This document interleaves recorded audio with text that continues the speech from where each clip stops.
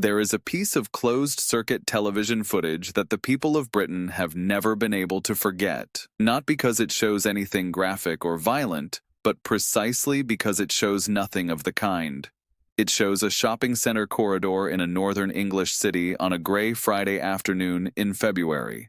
It shows shoppers moving through the frame at the unhurried pace of people with nowhere particular to be. And in the middle of all that ordinary human traffic, it shows a small child being led away by the hand. The child is 2 years old. His name is James Patrick Bulger. The two figures leading him are 10 years old. Their names are Robert Thompson and Jon Venables. The footage lasts only seconds. James does not struggle in it. He is too young to understand what is happening. The two boys who are taking him look, from every visible angle, like older brothers walking a younger sibling through a public space on an unremarkable afternoon. Nobody stops them. Nobody asks a question. Nobody saves him. And for more than 30 years, the world has been trying to make sense of what happened next. James Bulger was born on the 16th of March, 1990, in Kirkby, a suburb of Liverpool in Merseyside, northwest England. He was the son of Ralph and Denise Bulger, and by every account given by every person who loved him, he was a healthy and happy small child with the particular gravity that very young children carry simply by existing in the world. The quality of total presence, of demanding and receiving attention not through any effort of their own, but through the sheer fact of being alive and small and full of the future. Denise described her son with the specificity of grief, the way mothers describe children who are no longer there, reaching for the exact details because the exact details are all that remain. He was almost 3. His birthday would have been in 6 weeks. He had older siblings. He had a life that had barely begun and that would, in the most ordinary understanding of the word ordinary, have continued without incident, accumulating years and memories and the unremarkable richness of a life lived without being notable to anyone beyond the people who loved him. That is what was taken on the 12th of February, 1993. Not a famous child, not a child whose existence had any particular significance to the wider world before that day. Just a small boy who was nearly 3 years old and who had done nothing to anyone and who was going shopping with his mother on a Friday afternoon. Robert Thompson and Jon Venables were both 10 years old in February 1993, both from the same general part of Liverpool, both known to each other in the way that children who share a neighborhood accumulate passing acquaintances. They were not close friends in any sustained sense. They were occasional companions, drawn together on the 12th of February by the particular vacancy of 2 boys who had both absented themselves from school that morning and found themselves with nothing to do and the whole gray city day stretching out in front of them. What they did with that day is a matter of documented record. But the record itself is something that the human mind resists absorbing in its full sequence because it describes not a sudden eruption of violence, not a moment of impulse gone catastrophically wrong, but something more deliberate and more extended and far more disturbing than either of those things. It describes a morning and an afternoon during which 2 children made a series of decisions, each one advancing a plan that had no innocent interpretation, and carried those decisions forward over several hours and several kilometers, in public, in daylight, watched by dozens of people who saw nothing worth stopping. The morning of the 12th of February was documented partly through school records, partly through subsequent witness accounts, and partly through the investigation led by Detective Superintendent Albert Kirby, who would spend the following weeks piecing together the full sequence of events from the closed-circuit television footage, the 38 witnesses who had encountered the boys during the afternoon, and the forensic evidence gathered at the crime scene. What the investigation established was that Thompson and Venables had left school, or failed to arrive at school, sometime around mid-morning. They had spent the earlier part of the day moving through the streets and shops of Bootle, and they had, at some point during that morning, attempted to abduct another small child from the Strand shopping center, a boy approximately the same age as James, whom they had tried to lead away and push into the path of traffic on a busy road outside the precinct. That attempt had been noticed and interrupted. The child returned to safety without any alarm being raised that connected the incident to what would happen later. Thompson and Venables had moved on, and at approximately 3:30 in the afternoon, in the butcher's section of a Tesco store, they had found James Bulger standing briefly unattended and had taken his hand and walked him away. Denise Bulger has described the moment she realized James was gone as every parent's worst and most instinctive fear, the turn and the absence and the few seconds that stretch into something immeasurable. She raised the alarm immediately.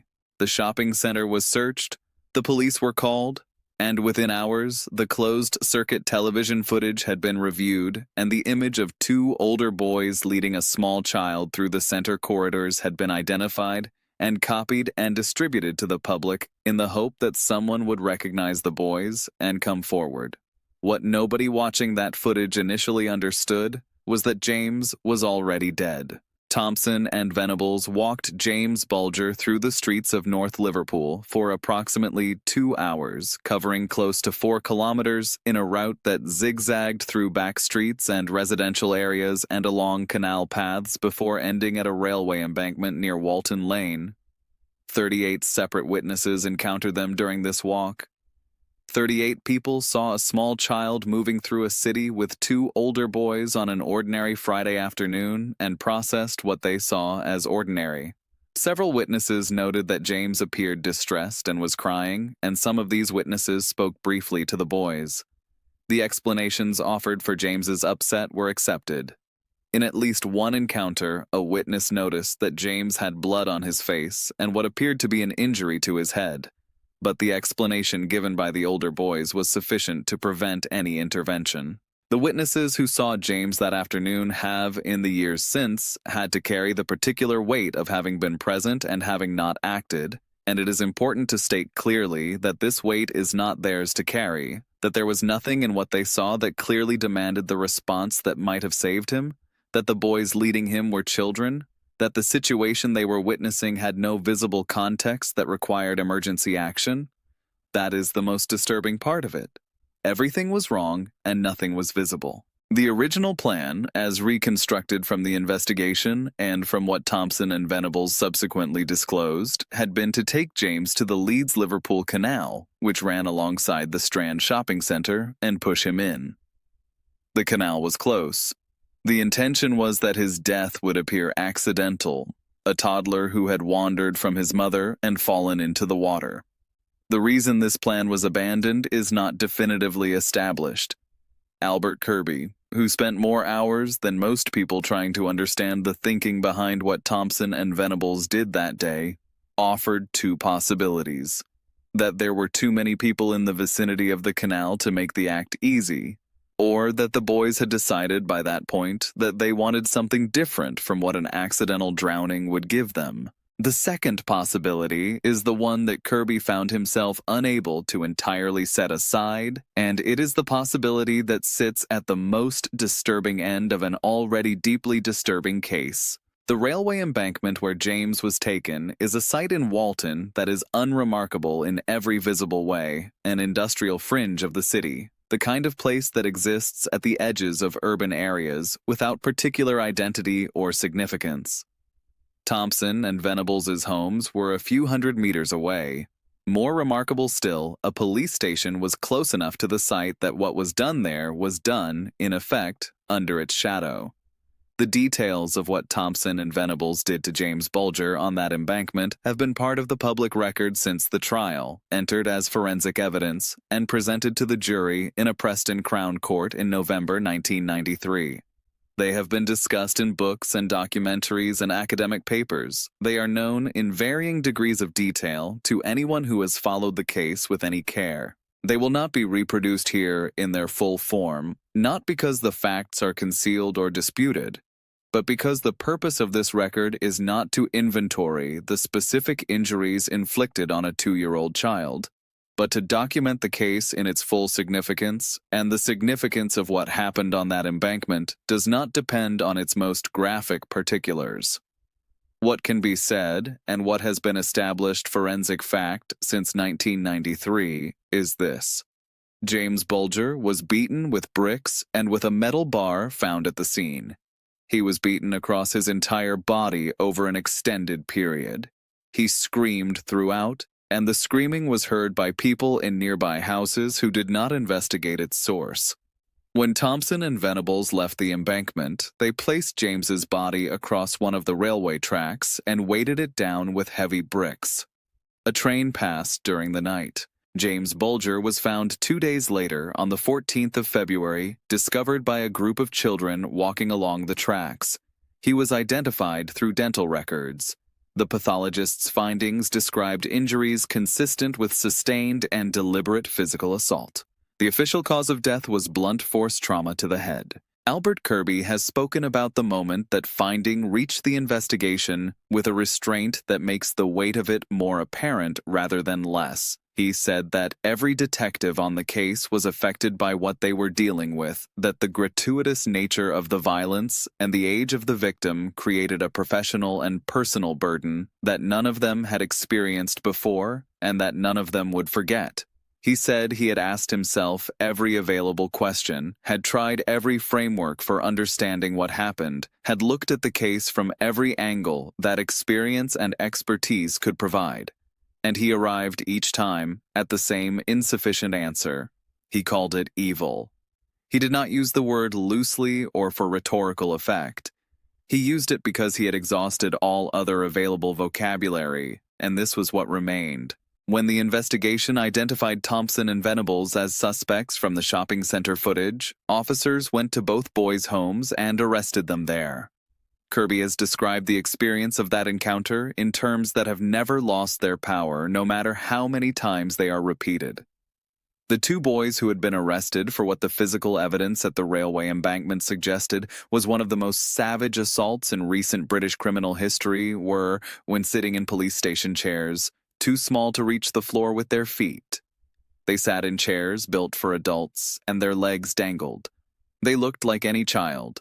The detective superintendent who had been managing the investigation looked across at them and experienced a dissonance between what he knew and what he was seeing that he has described as almost impossible to hold in the mind. And it is that dissonance between the children sitting in the chairs and the thing those children had done that is at the absolute center of everything that has followed. Both boys were charged with murder. Both initially denied the charge. Both eventually admitted guilt. Neither has ever, to the satisfaction of Kirby, the prosecution, or the family of James Bulger, provided a complete and coherent account of why they did what they did. Jon Venables, the more emotionally volatile of the two, wept during interviews and appeared at various points genuinely distressed by what he had done. Robert Thompson was more controlled, more contained, less readable. The psychological assessments produced during the pre-trial period and subsequently through the years of their detention generated significant professional debate about the nature of juvenile culpability, the relationship between early childhood experience and extreme violence, and the degree to which either boy could be said to have understood, in any full moral sense, what they were doing. Those debates have not been resolved. The trial of Robert Thompson and Jon Venables opened at Preston Crown Court on the 1st of November 1993. Both boys had by then turned 11. They were tried in a full adult Crown Court with all the formality that entails: gowns and wigs, a formal dock, the complete apparatus of the English judicial system in its most ceremonial form. The public gallery was full. The press gallery was full. Outside the court, crowds gathered that were hostile in a way that went beyond the ordinary expression of public feeling about serious crime. The prison vans transporting the boys to and from court were rocked by the crowds pressing against them. People screamed. There were calls for the boys to be killed. It was, by any reasonable assessment of the word, a mob. And the mob was surrounding a building inside which two 11-year-old children were being tried for murder in a setting that every subsequent psychological assessment confirmed they were developmentally incapable of fully comprehending. This is not an argument for sympathy with Thompson and Venables. It is a statement of procedural fact that would later become the basis for a significant legal challenge. The boys sat in the adult dock and could barely see over it. The proceedings were conducted in legal language that even many adults without legal training find difficult to follow. The evidence presented included forensic pathology detail of the most extreme kind. The atmosphere inside and outside the courtroom was one of unconcealed hostility directed personally and visibly at the defendants, and the defendants were 11 years old.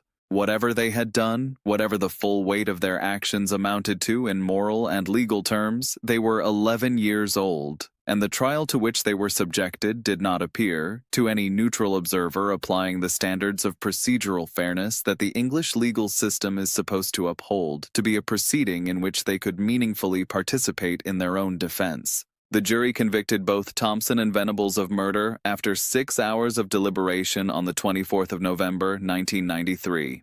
The judge, Mr. Justice Moreland, in his sentencing remarks, described the boys as having acted with what he called unparalleled evil and barbarity. He sentenced them to detention at Her Majesty's pleasure, an indeterminate sentence applicable to juvenile offenders convicted of the most serious crimes, meaning they would remain detained until authorities determined they were safe to release.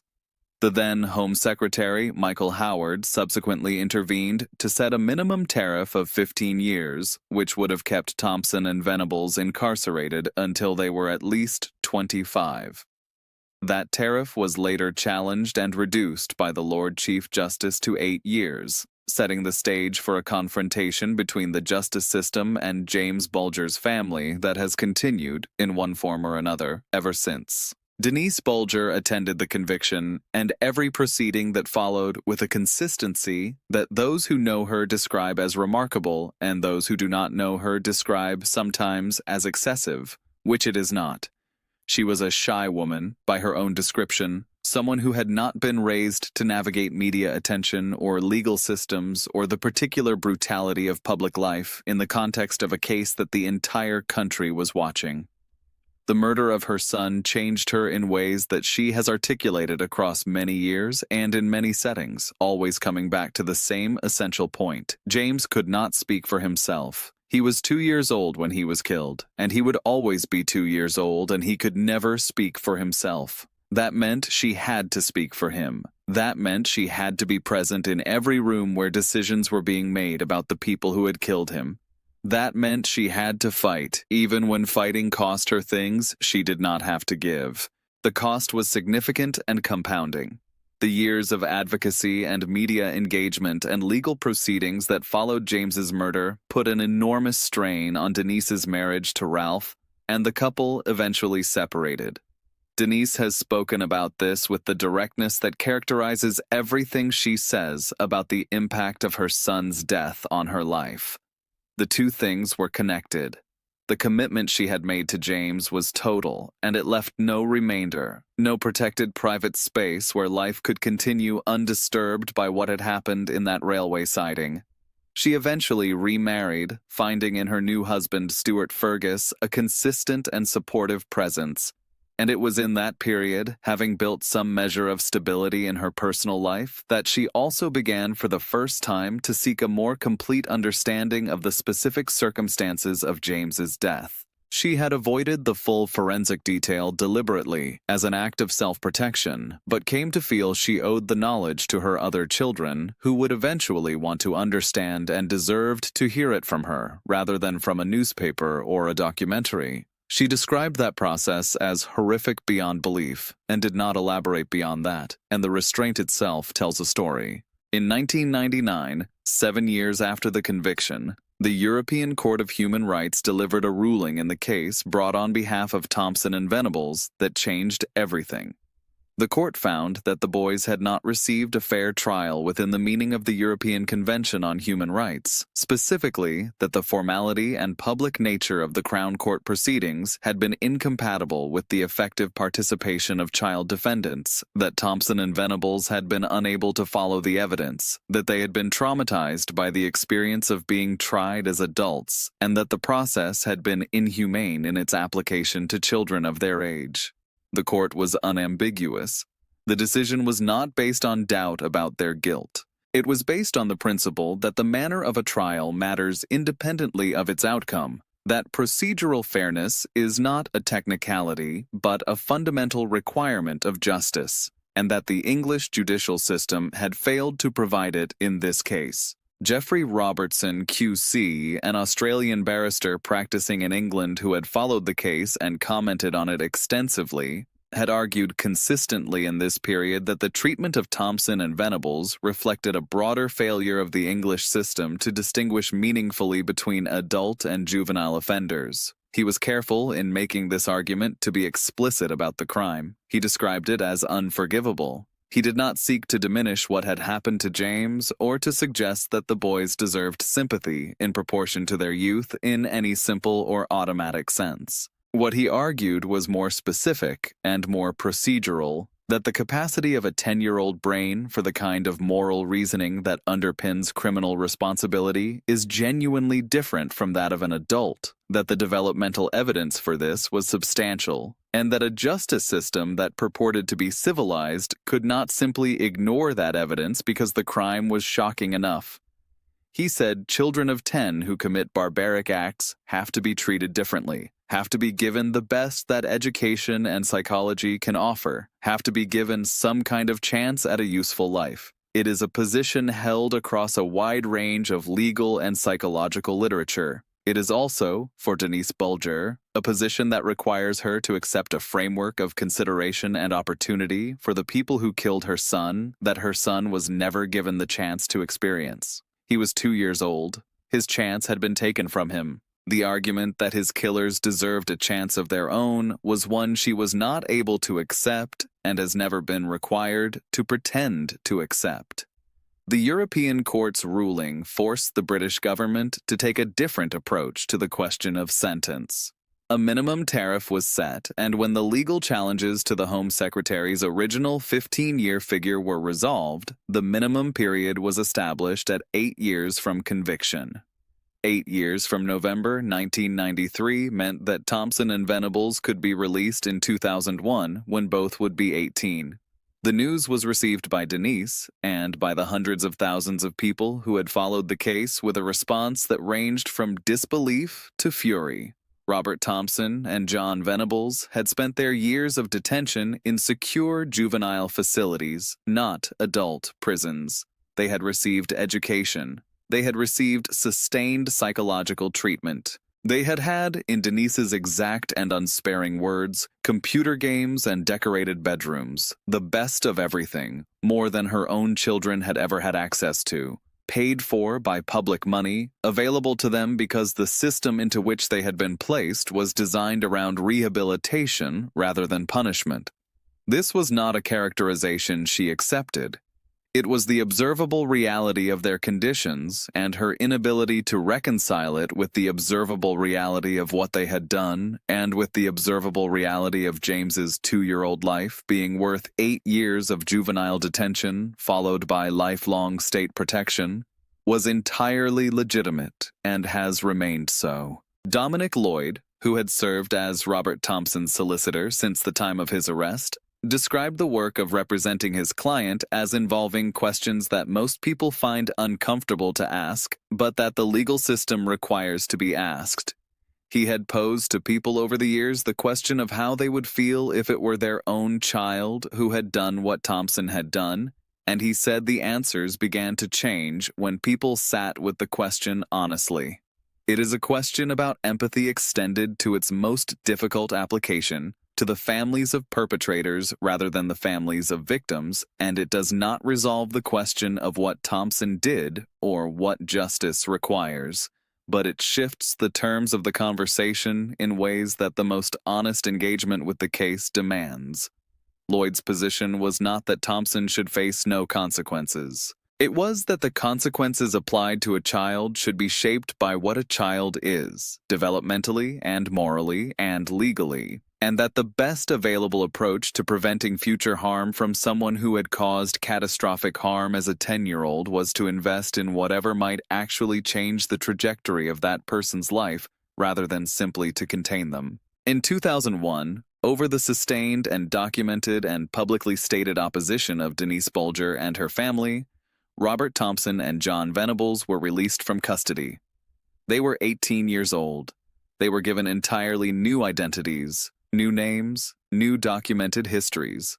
Their faces were legally protected from publication by a court injunction that was, at the time of its issue, unprecedented in English law, granting lifelong anonymity to two people who were, once their new identities were in place, legally indistinguishable from any other 18-year-old beginning adult life.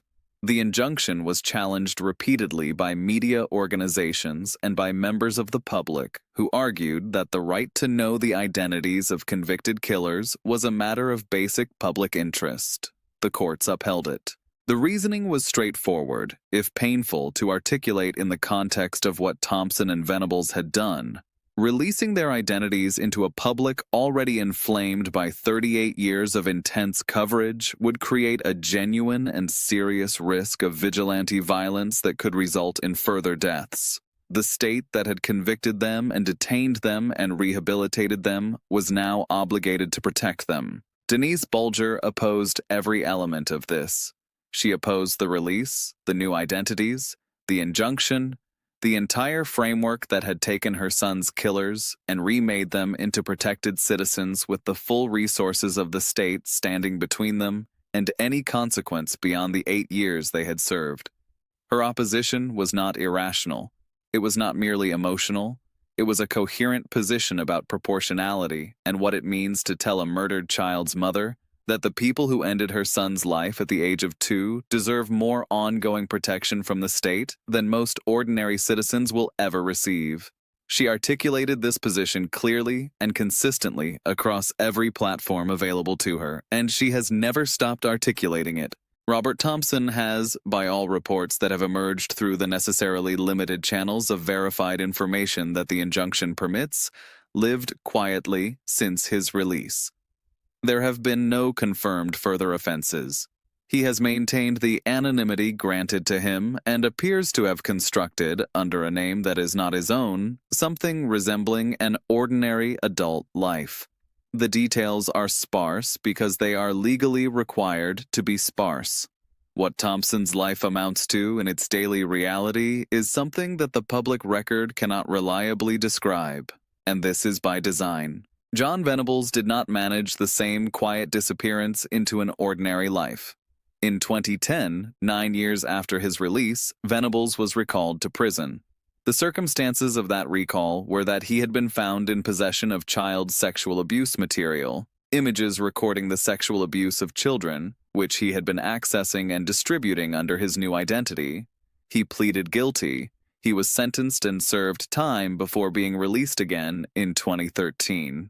In 2017, he was recalled a second time for the same category of offense, again involving the possession of child sexual abuse imagery. He pleaded guilty again and received a further sentence. He has since appeared before the Parole Board seeking release on multiple occasions, and each time the machinery of his case returns to public attention, it reignites the full force of the debate that has been running since 1993 about who Jon Venables is and what the state owes him and what it owes the memory of James Bulger. For Denise, the news of Venables' recalls to prison carried a specific and compounding horror. She had spent years accepting, under protest, the argument that rehabilitation was possible, that the investment the system had made in the 2 boys who killed her son was justified by the prospect of 2 lives returned to function and safety. The first recall was the collapse of that argument as applied to Venables. The material for which he was convicted was not merely illegal. It was, in the specific context of what Jon Venables had done at the age of 10, a documentation of ongoing and unreformed harm to children. The boy who had tortured a 2-year-old to death in a railway siding had grown into a man who sought out images of children being sexually abused. The through line is not invisible. Denise has spoken about it in exactly those terms, about what it means to discover that the protection the state had extended to one of her son's killers had been used to shield someone who was continuing to harm children in ways that the system had not detected, under a new name that the system had provided. The question of what Venables' continued offending means for the broader principles that governed the response to the original case is one that the legal and policy community has not resolved. The rehabilitation framework applied to juvenile killers rests on evidence about the developmental capacity for change in young people, and that evidence remains valid as a general principle even when specific cases produce outcomes like Venables's. The fact that the intervention failed in his case does not disprove the principle any more than a single failed medical treatment disproves the medicine. But it does require honest acknowledgement that the failure happened, that a child who committed an act of extreme violence against another child was released into the community and continued to cause harm to children in different forms, and that the framework built around his case did not prevent that outcome. James Bulger would be in his mid-30s today. He would have grown up in the same city where he was born, in the same general world his parents inhabited, shaped by the same history and culture and ordinary circumstance that shapes most people's lives without producing anything remarkable. He might have had children of his own by now. He might have had a job that he either loved or tolerated. He might have had opinions about football and about the city he grew up in and about things that have nothing to do with any of this. He would have been, in the most complete sense of the word, alive, and alive in ways that included all the unremarkable texture of a life. That is the thing that was taken from him on the 12th of February 1993. Not a future of guaranteed significance, but the ordinary future that every small child is entitled to. The years of growing up that are the irreducible right of a person who has done nothing to forfeit them. Denise Bulger is still fighting. She has said this in exactly those words on more occasions than can be counted, in interviews and statements and legal proceedings and public advocacy across 30 years and counting. She has said she will always fight for James, no matter where she has to go and what she has to do. She was asked once whether she was fighting for James or fighting against Thompson and Venables, and the answer she gave was the most precise thing she has ever said about the commitment that has defined the decades since her son's death. She said she was fighting for James because his life had been taken from him, and she felt she owned that, and no one else was going to do it, so she, his mother, would do it, and she wanted to do it. She did not present this as a sacrifice or a burden. She presented it as the most natural thing in the world, the thing a mother does when her child can no longer do anything for himself. The case of James Bulger is, in the end, a record of multiple simultaneous failures that do not reduce to simple lessons. It is a failure of visibility, of the 38 witnesses who saw and did not act, and cannot be blamed for not acting because they had no way of knowing what they were seeing. It is a failure of the juvenile justice system that had encountered both Thompson and Venables before the 12th of February, in contexts that had not triggered the intervention that might have changed the course of what followed. It is a failure of the trial process that subjected children to proceedings designed for adults and was later found by the highest available court to have violated their rights in doing so. It is a failure of the rehabilitation framework that returned Jon Venables to the community and watched him reoffend against children. And it is, most fundamentally, an account of a 2-year-old boy who was taken from his mother in a shopping center and was dead before the afternoon was over, and of a mother who has carried that fact through every room she has entered for 30 years and will carry it into every room she enters for the rest of her life because James cannot carry it himself.